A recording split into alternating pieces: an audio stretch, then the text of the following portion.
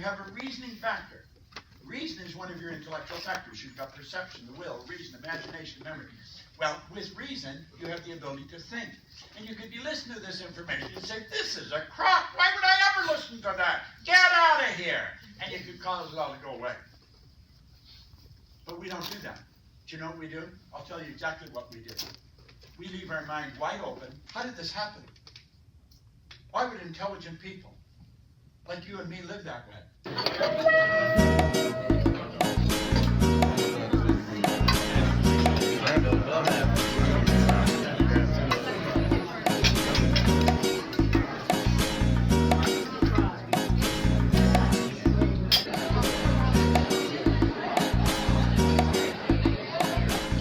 What's your name? Angus Court.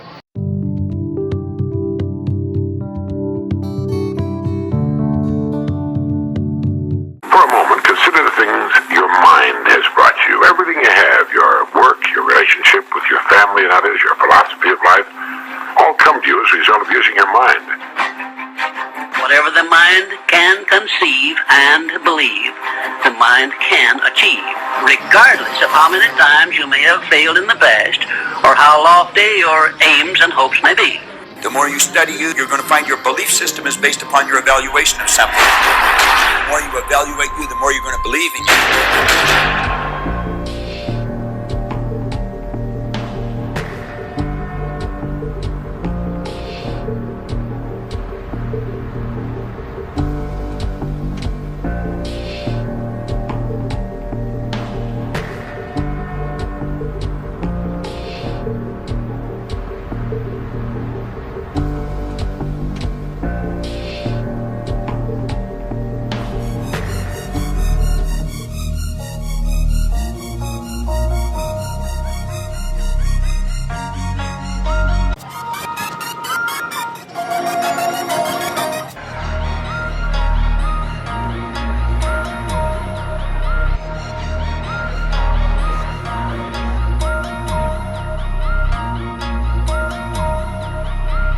Would you still it's the same? The position may be different if you're really the multimillionaire? Go in, just feel it. Would there be a difference? If you go in the bank, would you walk different? When you speak, would you speak different?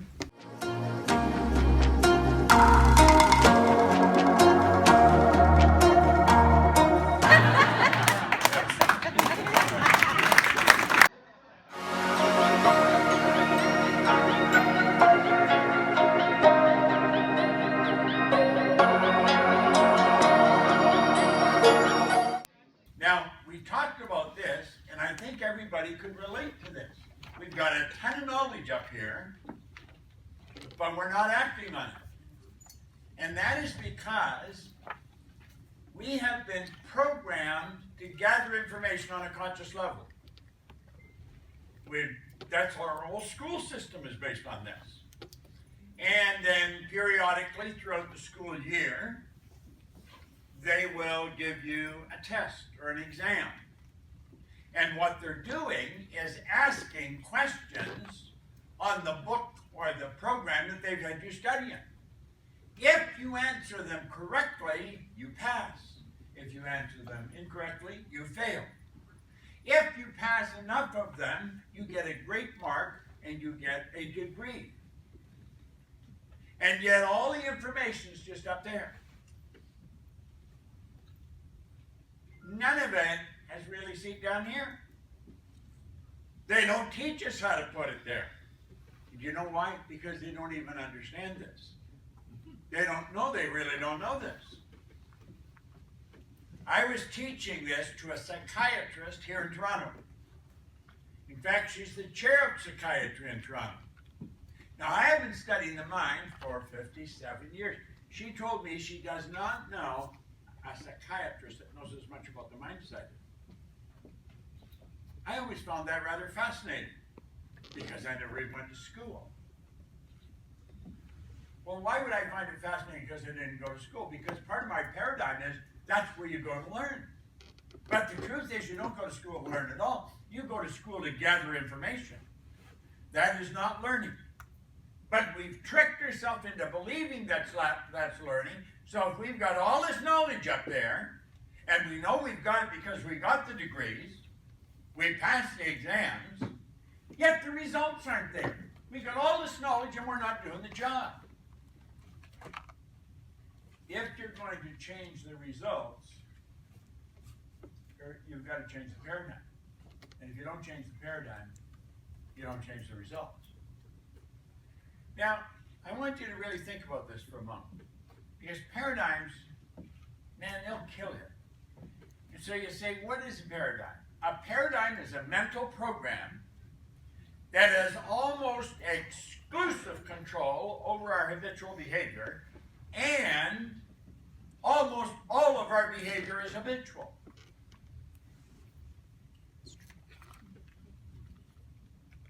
If you live with someone, I want you to mentally think you're getting up in the morning.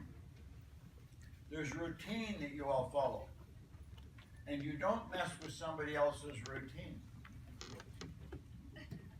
You just quietly go this way and that way, and nobody messes with somebody else's routine.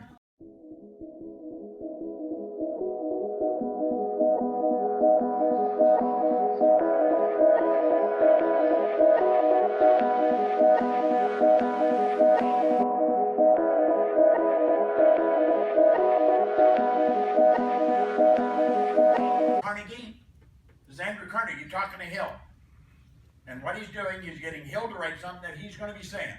And Napoleon Hill's saying, Andrew Carnegie, I'm not only going to equal your achievements in life, but I'm going to meet you at the post and I'm going to pass you at the grandstand. Carnegie was the wealthiest man in the world. That's in 1908.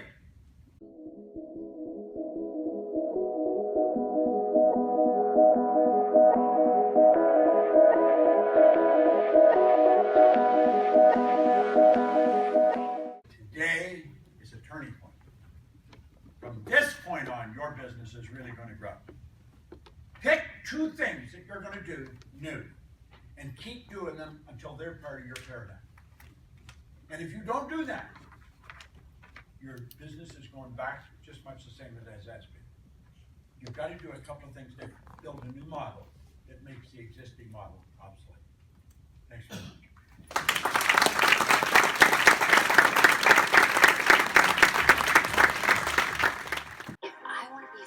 I gotta be me.